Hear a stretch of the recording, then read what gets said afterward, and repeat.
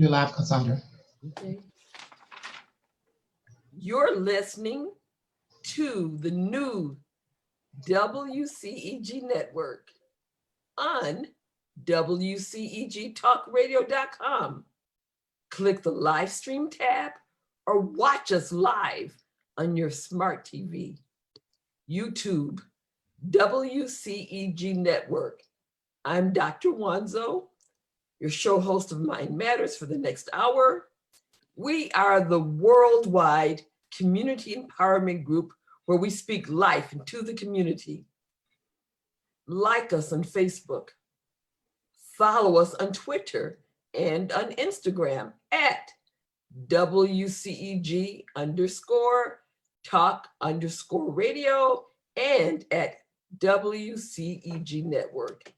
Last but not least, the topics and opinions are those of the show hosts and guests and not WCEG Network. Thank you for your continued support. Good evening and welcome to Mind Matters, where we discuss relevant mental health issues. I'm your host, Dr. Cassandra Wanzo. I've been practicing in the Atlanta area for the past 29 years. Our co-host, Officer Paul Devine, will be joining us at some point. He's in the field. Our guest co-host is Norman Carter Jr. Norm is a retired Philadelphia police corporal. He's written a very informative book titled The Long Blue Walk, My Journey as a Philly Cop.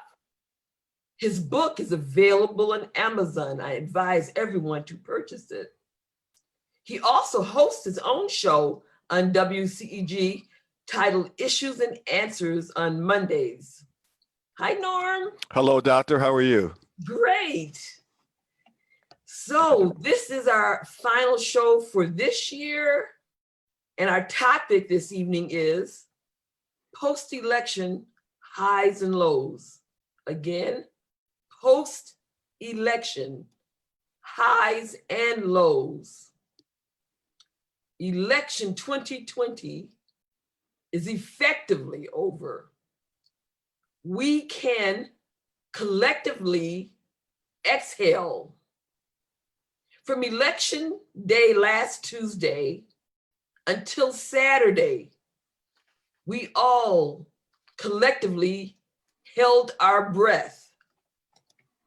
My sister called me Saturday around noon to tell me the great news that we had President-elect Joseph Biden and Vice President-elect Kamala Harris, my soror. I don't know if you can see my shirt.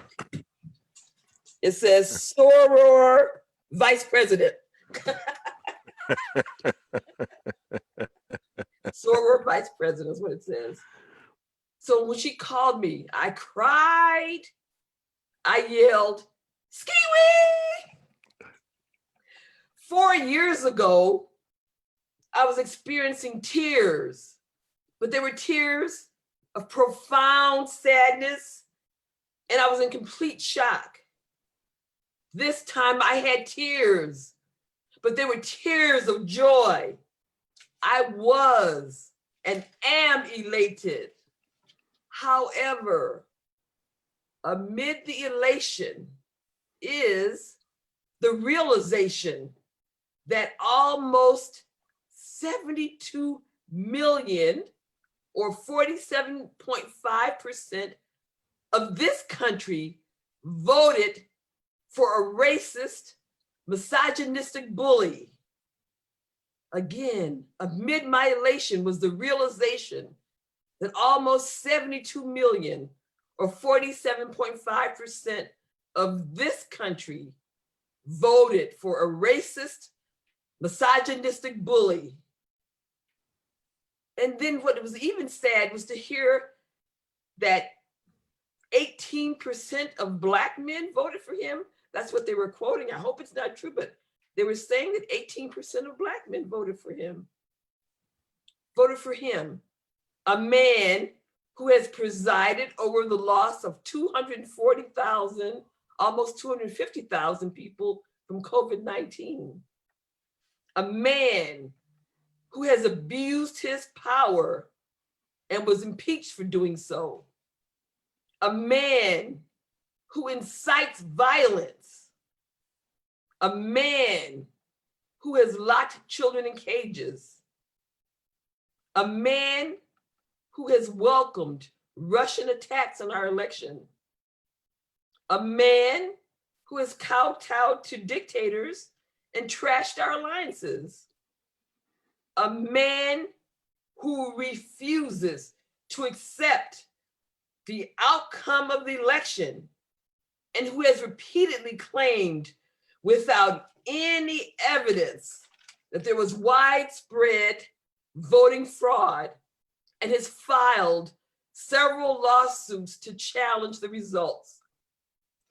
Election officials across the nation say there has been no evidence of significant fraud.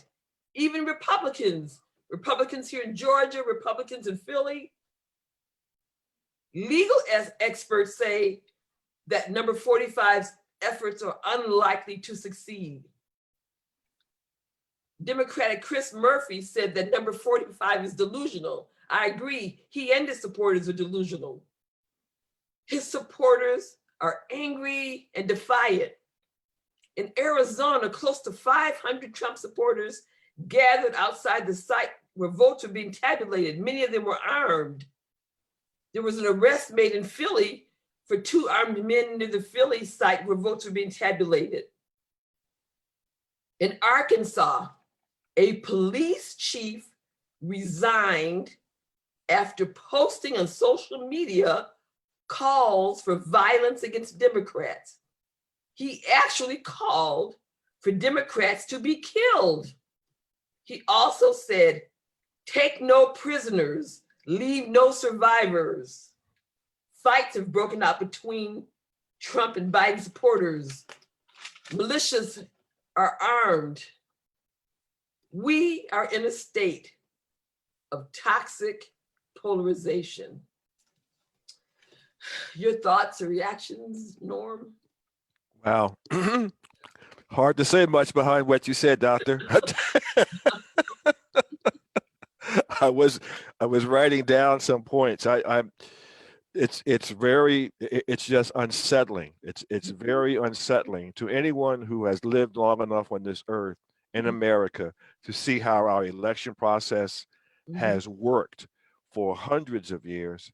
And now we come to a point where we have people who are arming themselves in order to preserve the status quo of a president who has been overwhelmingly fired by the American public. That's just alarming. And there's one thing that I think we need to clear up now. We often talk about these militias. There's really no such thing as a militia. A militia, they use that term, but they call themselves militias, but a militia has to be sanctioned by the government body. So it would have to be a governor who's calling for a militia to be established, or the president. But I think let's stay on the governor level. This is where a militia would have to be established. These people are nothing more than armed insurrectionists who domestic terrorists. Yes, yes. But their intent is to start another civil war. Yes. And that's pathetic. And I think it's a dangerous time. We shouldn't take it for granted. But I do appreciate the level-headedness of those coming in the new administration. They're not stoking any fires. They're more or less standing back and hoping that the embers will soon burn out.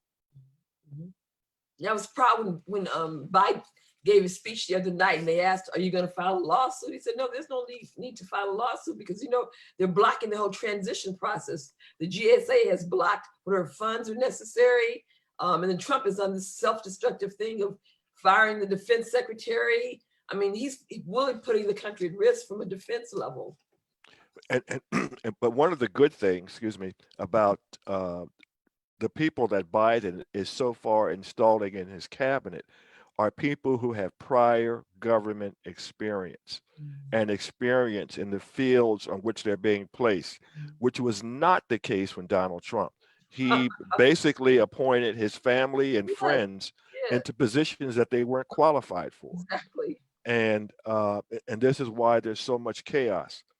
And so I think it's when you have dignitaries, government leaders from our allies calling President-elect Biden to congratulate him, they are able to see what 72 million people can't see, which is sad. And what it represents is we are about to return to normalcy. And normalcy doesn't mean that everything is going to be hunky-dory.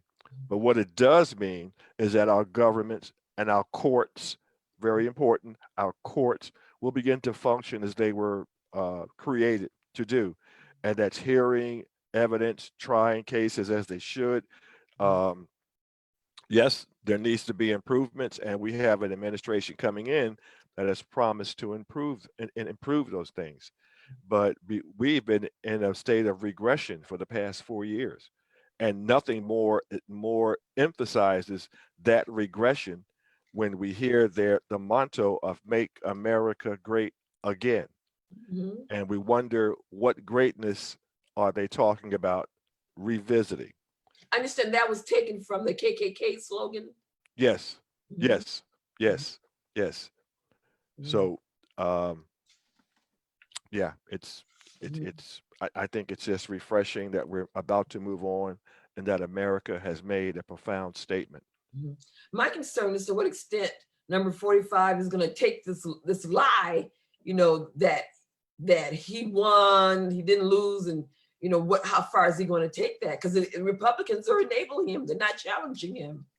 Well, they're not, I understand they're not challenging him, not just because they're afraid of him, but they're afraid of the 72 million voters and that Trump did garner. But the underlying reason many are saying that Trump is doing what he's doing now is because he's trying to raise money for his campaign debt and a possible run for president in 2024 for either him or his son. And this is why he's trying to raise money, and you can't raise money once you concede. So this is why he's holding on and promoting these lies. It's not just about his hungry ego. It's also about his malicious intent. Because if he's saying the votes were fraudulent, then all of the votes for the Republicans in the House and Senate would be fraudulent as well. So. Yeah, that I think Whoopi Goldberg brought that out this morning. She did? Okay. Yeah, that if you're saying that the votes are fraudulent, then Mitch McConnell, what's your excuse of being in office? And Lindsey Graham, what's your excuse of being in office? Because if there was a big national conspiracy, we would have clean slate, not just went for the man at the top. Exactly. I just wonder to what extent he'll take it. I hope not to the point where he tries to remain in power and have like a coup effect or something like that. Yeah, that would be sad. That would be sad. This country has never gone through that, and Trump is threatening to take us through that. Exactly. That's the scary part. Yeah, we're not Cuba. But what all this has done is it's really stirred up a lot of animosity. I can just tell you that. I said from people I know on Facebook. I mean the language, and I mean it is just brutal. The language on Facebook that people are using with each other. It's just something I've never seen before. That's really brutal. Yeah, I've been also victimized by that, just by putting out facts about the election, and the response from Trump supporters is just off the scale. Yes, It's off the scale, and I remember that, and I saying that one person, not one person, but people who can't see the reality of what's going on now have a synaptic failure, which doesn't mean it doesn't mean that they're stupid or that they're crazy. It just means that momentarily the little electrodes in the brain aren't firing correctly, and you're missing something. And that doesn't make you stupid. It doesn't. But you remember, like 2 weeks ago, I was citing that there was some they call it neuroanatomical political studies showing changes in the MRI, like differences between conservative brains and liberal brains, and that they were showing that the part of the brain, the amygdala related to emotions and anger, was larger in conservatives. Now, what does that mean clinically? But they were showing that their amygdalas were larger in their brain. Wow, that's deep. Yes, something is going on. That's deep. Probably too deep for most Trump supporters, but anyway. Exactly. And you know, it's odd. And I have to say this, and I'm going to use West Virginia and Kentucky for an example. A lot of these areas, a lot of those two areas are populated by dirt poor whites. And these people blindly support Trump and support McConnell, both of whom are against the Affordable Care Act. And that just makes no sense at all. Something that's and even here in Georgia, the same thing. How can you be against something that's helping those who need it the most?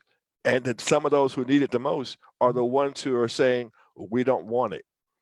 And this is one of the larger base mandates for Trump supporters and for the Republican Party is getting rid of the Affordable Care Act. They're in court now. I listened to a little bit of it yesterday, and they're in the Supreme Court now trying to throw that out. But you know, it's not based on their own self-interest. It's like they are aligning with him because he hates the same people that they hate. Yeah. And it's I've often called it Machiavellian because Trump creates enemies, and that forms a significant part of his base. He started off with Mexicans, and then it moved out to Muslims, and then it was African countries. Remember the shithole countries? Yeah, I've tried not to use that word, but I don't know if you use that word or not, but that's what he said. That was what he said. Yeah. But if he calls, and I can extrapolate that to say that if he calls African countries by that name, what does he call us when the doors are closed? Exactly. Really. Exactly. Some of the people who were contestants on Apprentice said that he used all kind of racial slurs. So they've said that he's used racial slurs. I'm glad you brought that up because how many years ago? Almost 4 years ago, Omarosa was held up for ridicule nationally as a disgruntled employee when she published a book entitled Unhinged. Oh, she did? What was the name of it? Yes, talking about her experiences with Donald Trump and especially in the White House. And I'm certainly hope that in addition to the book that you put out there about the dangerous Donald Trump, authored by 37 psychiatrists, that people revisit that inside book. Did you read that book? I have not. She appeared on several national talk programs several years ago, but she was looked upon by the Trump administration and lots of Republicans as just another disgruntled employee. Well, you know, he called her a dog. He used that term. Yes. He actually called her a dog. Yeah.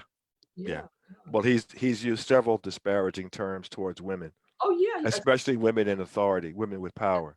And Black women, like low IQ Maxine, remember? Yeah. Low IQ Maxine. And she was the first one to talk about another one, Article 25. That was in January of 2016. In case Article 25, for our listeners who don't know, that means a president can be removed from office if he shows that he is physically or mentally unfit. And she was going with the mental unfitness portion. So why was that not pursued? What was that? So why was that not pursued? Well, it would take the vice president and the Senate to overwhelmingly to vote for that.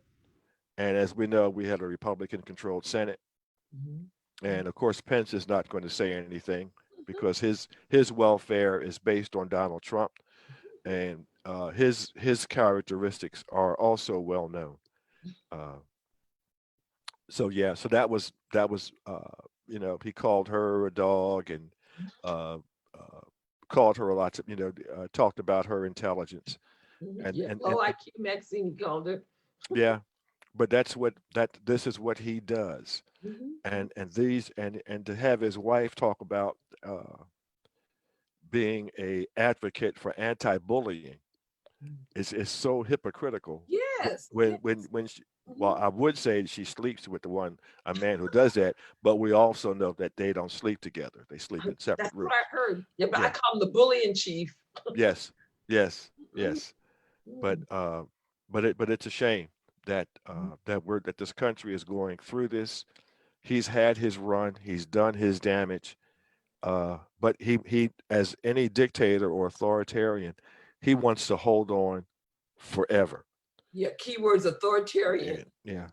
Putin hasn't called to congratulate Biden. Kim Jong-il, they haven't called to congratulate him. Correct. They've lost a friend. They've lost a friend. We had an example of this in my home city of Philadelphia several years ago, where Frank Rizzo, who was another authoritarian mayor, he wanted to have the city charter change so that he could run forever. There was a 2-term limit, and fortunately, the people of the city voted that down. Because there's a danger, and we know the saying about absolute power corrupts absolutely. Exactly. And that's one of the things that keeps America on a certain track, where we have a built-in correction mechanism for leaders who we are disappointed with or who don't measure up. And that's our electoral process. And Donald Trump wants to really destroy that electoral process. Yeah, because he admires the dictators, and for him, he would love to be president for life. Yeah, yeah. Keep him. And what's important to note, and this is, but I know we haven't gotten into the Electoral College yet, but 2 consecutive elections he lost a popular vote. This one is by a greater amount, but he lost a popular vote in 2016. He won by virtue of the Electoral College, which is outdated. And when you get into the Electoral College and how it at some point looked at African Americans, where that they also justified the looking at African Americans as 4/5 of human. So that figured into it in later years, but it was originally established for the elite and not for the common person. And it was a compromise between in the legislature, in the United States legislature, because some people wanted the representative vote and some people wanted the Democratic vote. So the Electoral College was basically a compromise, but it's outdated. I agree. Short story, it's outdated. I agree. And I would think that even Joe Biden, when you get him, once he gets situated there, and a lot of people who support him will actually champion the fact that the Electoral College is outdated. Now, who votes that? Is it the Senate, Congress, or both houses that would have to yeah, both houses. Both houses. Okay. Well, like in January, when Ossoff and Warnock win, it'll be a 50-50 split, and then the tie will be between Kamala Harris. So and that's what the Republicans fear. Exactly. Let's forget, and they want to forget about the fact because they talk about, well, this this faction will take over and that faction will take over. What they will not tell you is for 8 years, they blocked everything that President Obama wanted to do. Mhm. And for 4 years, they protected Donald Trump. Mhm. No matter what he did, they Yes. refused to speak out. Mhm. And now they are afraid of losing power Exactly. because they feel like there's going to be revenge exacted upon them, which I don't think that will be. But Mhm. what we do have to remember is that they are servants of the people and not for their own personal preservation in government. And that's how they look at it. They look at it as self-preservation, Mhm. and it really isn't. It's the American ideals that need to be preserved, and not their political positions. And they've lost sight of that. I'm just encouraging the same kind of turnout that we had for the election for January 5th. I mean, it is very important for everyone to turn out January 5th.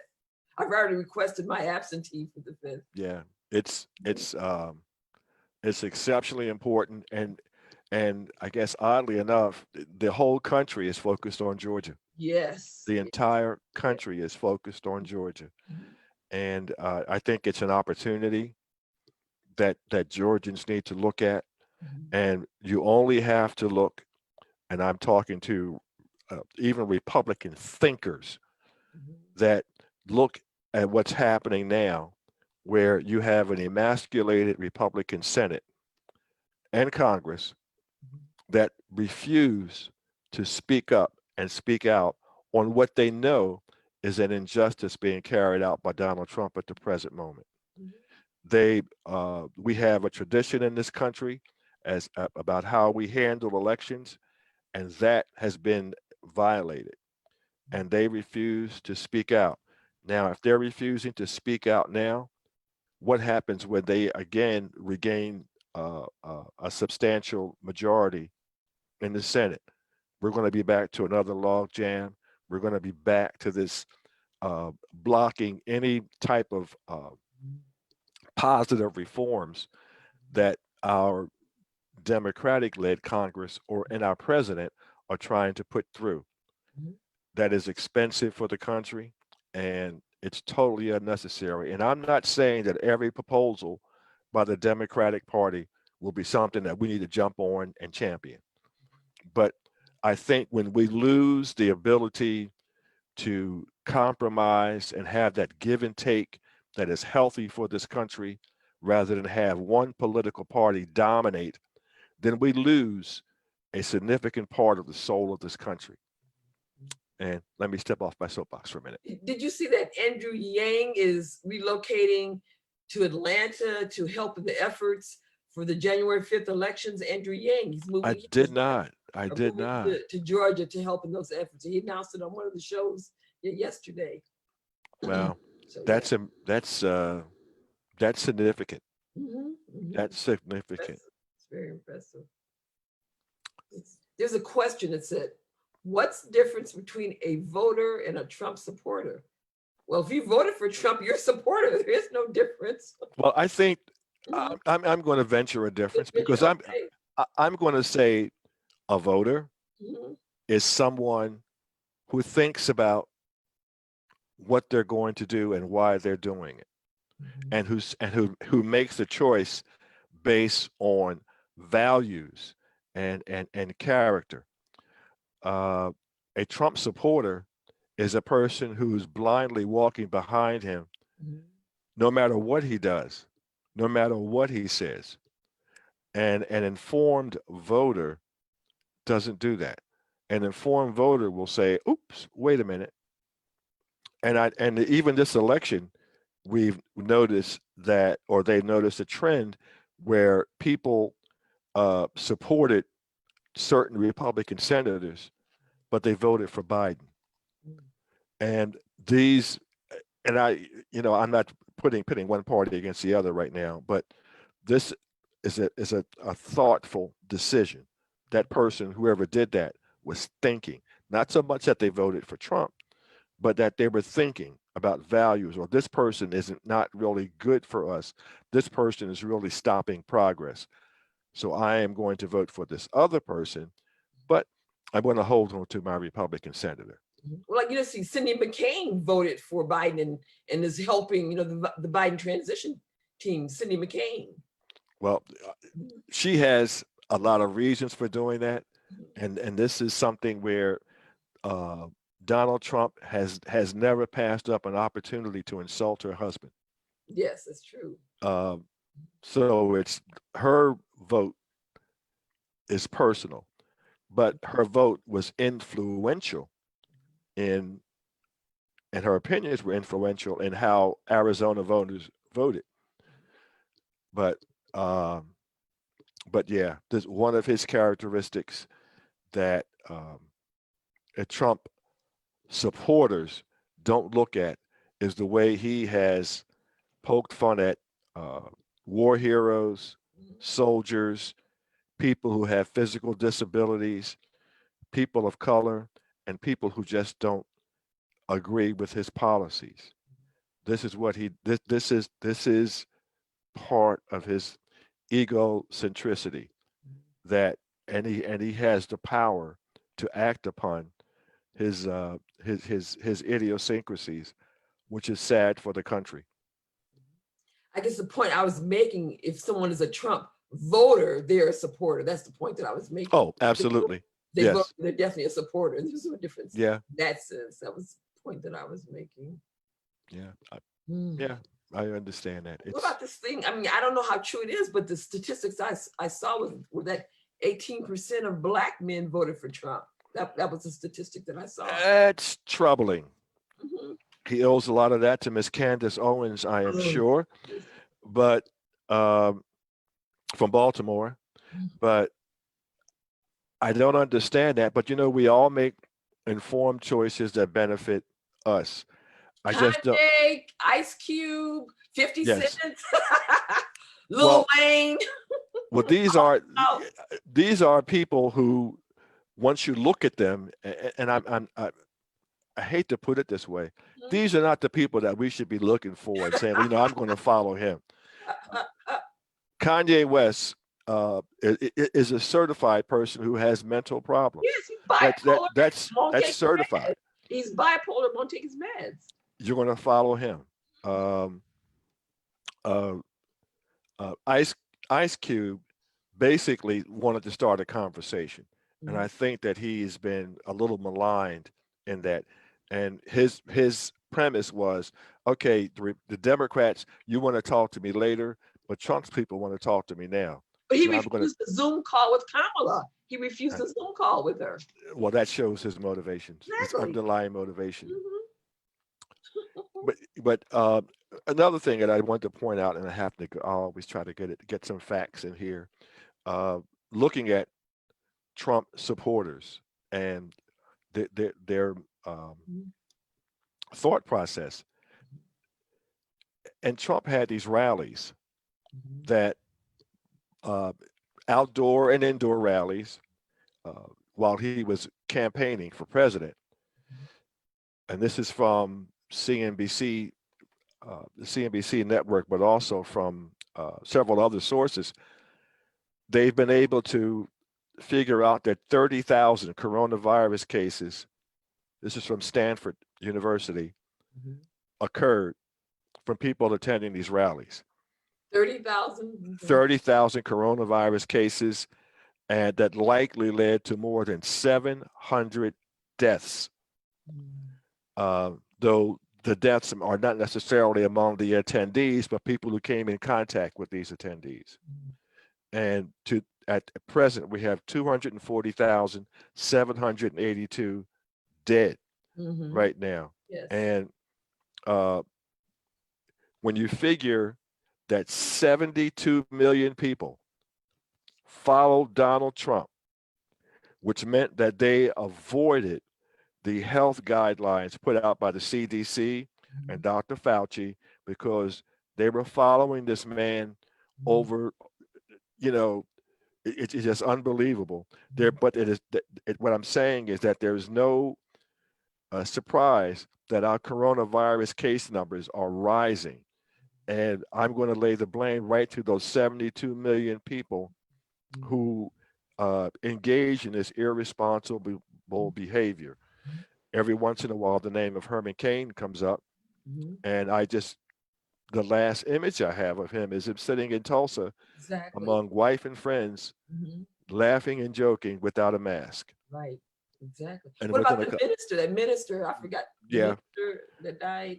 Well, I received a lot of vitriol about Bishop Parsons because he was at the rally, House. the White House rally event in the Rose Garden. Right. And he had serious pre-existing conditions. He had just recovered from or was suffering from esophageal cancer, and he had a stroke in 2005. And he put himself in danger by attending this super spreader event. And the cause of his death hasn't been released, but I can understand why. Oh, yeah. I can understand why. So, and you know, 5 people that attended his election night party have come down, including Ben Carson and another person today. The 5 people have been tested that attended his victory party because none of them were masks. Yep. And Ben Carson is a doctor. Yeah, that's the crazy part. Yeah. We have Brian Jack, White House political director, Haley Baumgartner, former White House aide, Mark Meadows, Ben Carson, and Dave Bossie. And those are the ones we know about. Exactly. And we don't know that how many people these people may have infected. Exactly.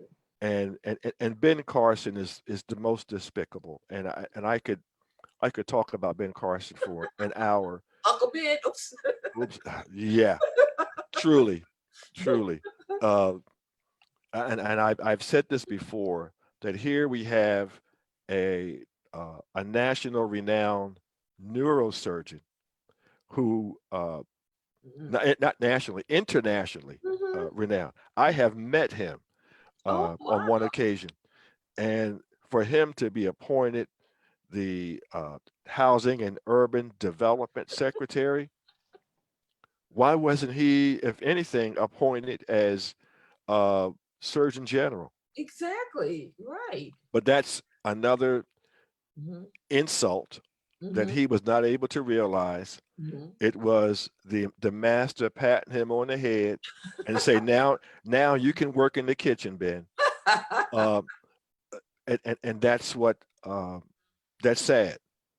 It's very sad, and this will be his legacy. Yeah. Not all the lives he saved and the great work he did as a neurosurgeon, but how he sold his soul cheaply. I mean, I used to have the utmost respect, and I saw the movie Gifted Hands. Oh my goodness!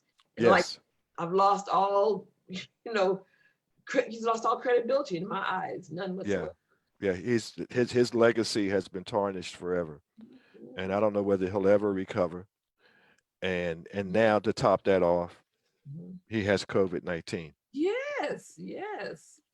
Wow. It's sad, and we're waiting for, I guess, the president to, and this is part of the post-election disease that we're in, to do some other terrible things to our government. Right now, I understand that the Pentagon is on pins and needles because his actions that he has taken so far are compromising our security, our country's security.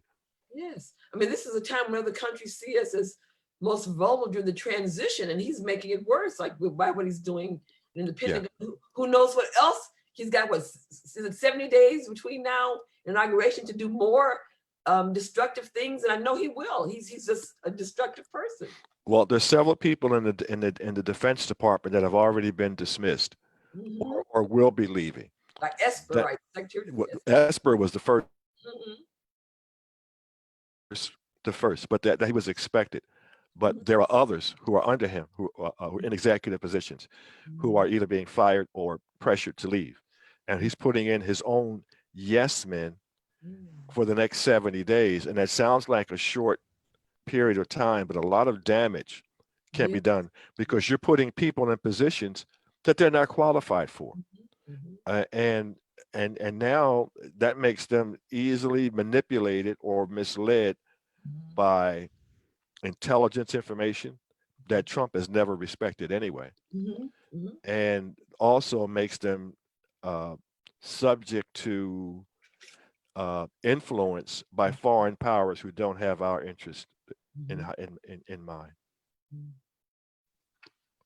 But those are just my opinions, and it's just sad. I'm missing Paul right now to help me out. So he's actually, like I said, out in the streets. I don't know because I wanted him to comment on if there's anything going out in the streets now as far as demonstrations. I know during the period of elections there were people that were out in the streets demonstrating. So I don't know if they're still out there not demonstrating.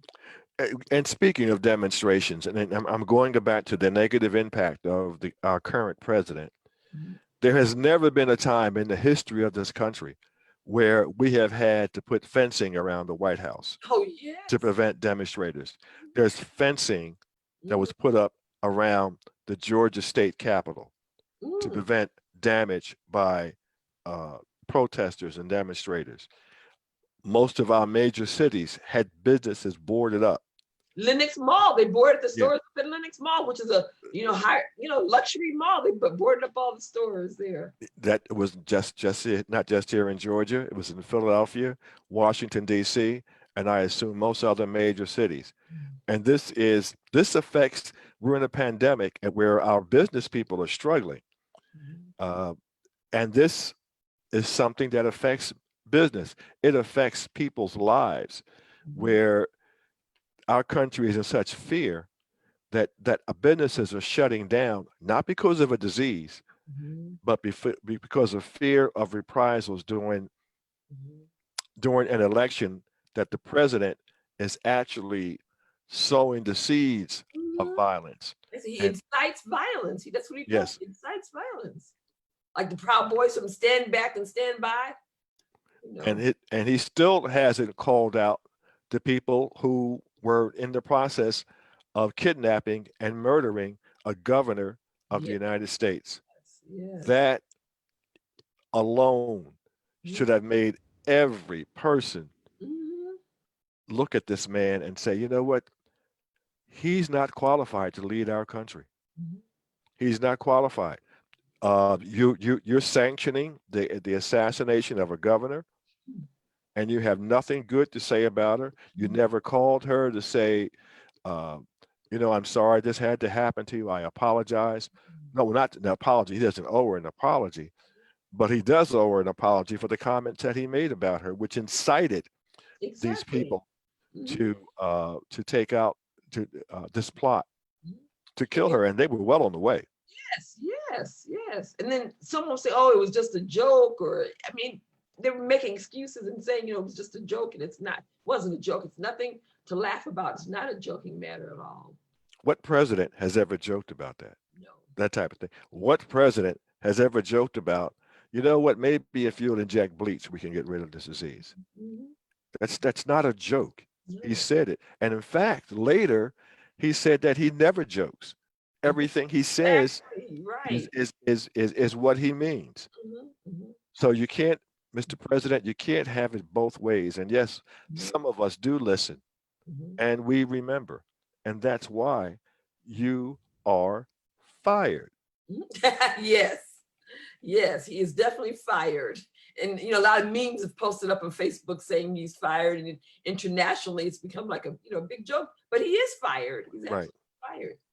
Did you see the comments that Steve Bannon made about beheading Fauci, and it was another person, and putting their heads up on a post? Oh no. Yeah, he made some comments. And then he was permanently banned from Twitter, because it's on Twitter, so he's been permanently banned from Twitter for making those comments. Well, I looked at this is way back in 2016. I looked at the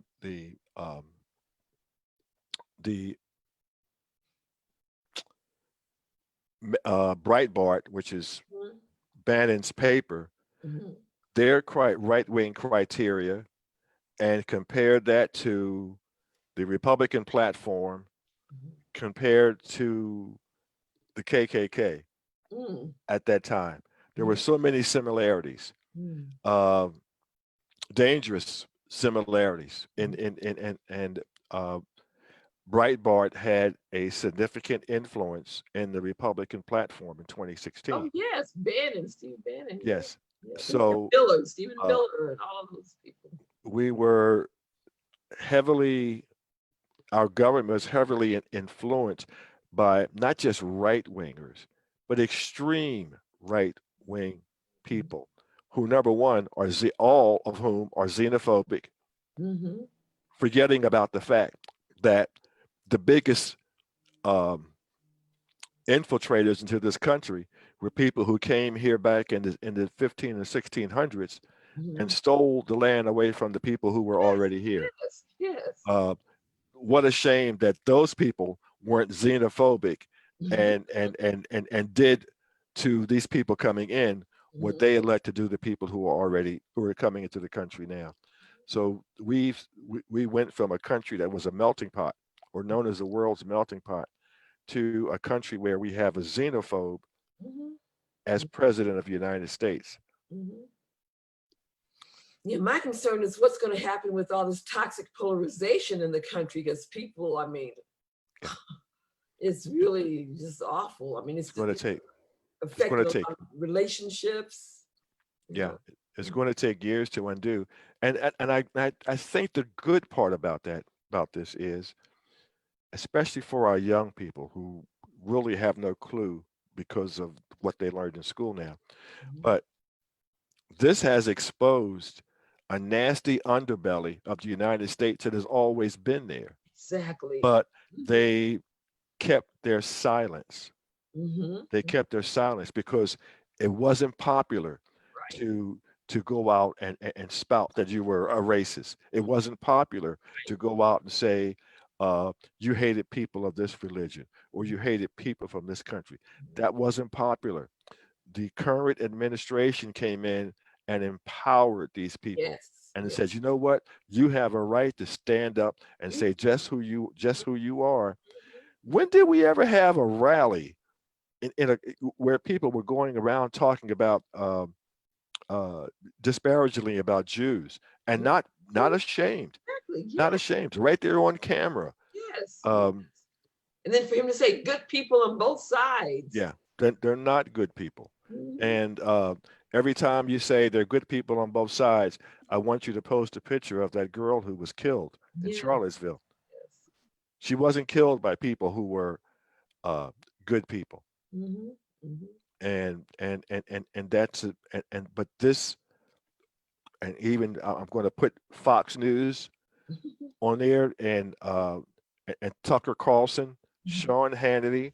These people are the facilitators who, both on the air and behind the scenes, are stirring this pot of anger and violence right along with the president. And they see nothing wrong, but every opportunity that they can show a riot where there are black people rioting, they will do that. They will put that on and they will run that over and over and over. And that's bad. Yeah, I agree that that's bad. But you don't talk about or talk much about the right wingers who killed those two men. I think it was in Portland. It wasn't Portland. Was it Oregon? Not somewhere where they killed it. This was just a couple of months ago. That's to a Kenosha. Are you Kenosha? Yes. Kenosha. House was like 15 years old. Yeah. Yes. People, you know, we're raising funds for him, and they're saying it was justified. Yeah. And they traveled from Illinois to Wisconsin to kill two other people carrying 15-year-old carrying. I guess was that an AR-15? Yeah. He wasn't even old enough to have that. Yes. They're justifying that. That's scary. And that's Fox News supporting him. They actually, Fox News, Tucker Carlson actually supported what this young man did. And this is why these groups who years ago were known as survivalists preparing for this great big war that nobody else was preparing for. They were just like out in the West Coast, one little small area in the West Coast. Yeah, but we have some right here in Georgia. Yes, we do. Yeah, we have some right here in Georgia. Um, these are dangerous people, and I'm going to tell you, people, that whenever you see someone walking around with the AR-15 or a rifle or an assault rifle, because it's their constitutional right, you are not looking at a mental giant. You really aren't. And there is a malicious intent for them walking around with those weapons. And it's not because they love you. And for 18% of Black men to embrace that, I think it's just beyond reasoning. Beyond reasoning. So what are we to do? I mean, what are we to do? Well, I think that all of us need to look within ourselves and our own motivations. Now, some people refuse to do that because that's an uncomfortable thing to do. And look at what you're championing by your behavior and your support for certain people. Look at what they're supporting and what they're championing. And when you voice by your voice or by your vote that you support these people, that's who you are. Exactly. When you support a person who's a racist, that's who you are. Exactly. And a lot of people refuse to do that. How about the white evangelicals? They're like one of the biggest groups, the white evangelicals. Well, your white evangelicals are your old Bible Belt Democrats who are your old Dixiecrats who were dyed-in-the-wool racists. They are a political movement. They have nothing to do with promoting Christianity as Christianity should be promoted. If you sit down and listen to them and their unforgivingness of so many things, and how they initially fought against African Americans' right to vote, African American civil rights. These are your evangelicals, and people need to wake up and look at that. But they won't, because a lot of people, again, we're going back to take a look at yourself. Introspection is the word that we use, and really analyze who you are and what you're doing and why you're doing it. And look at the groups that you belong to and what they promote. Because if they're promoting racism and sexism and you support them, that's you too. Exactly. That's you too. And it seems as though a lot of people are not doing that. And when you support number 45 and this madness that he is stirring up in this country, you're a part of the madness.